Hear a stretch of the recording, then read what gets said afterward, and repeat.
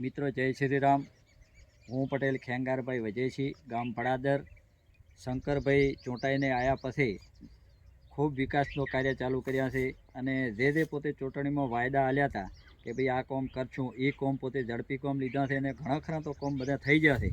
એટલે પાછળથી અમારે ગામની મુલાકાતે આવ્યા હતા, તો ગામની મુલાકાતમાં અમે અમુક પ્રશ્નોની વાત કરી હતી, સાહેબ અમારે આ પ્રશ્નો આટલા છે ને આ કોમ થતું નથી। તો એક અમારે વડગામડાથી પડાદરનો એક લોબો રસ્તો છે, એ રસ્તાનો અમે સાહેબને વાત કરી હતી। તાત્કાલિક એ રસ્તો સાહેબે મંજૂર કરાવી દીધો, એટલે ટૂંક સમયમાં રસ્તો પણ થઈ જાય છે। અને મિત્રો આ બાજુના જે તળાવો ભર્યા છે એ ખેડૂતોને બધા તળાવ ભરાઈ ગયા છે।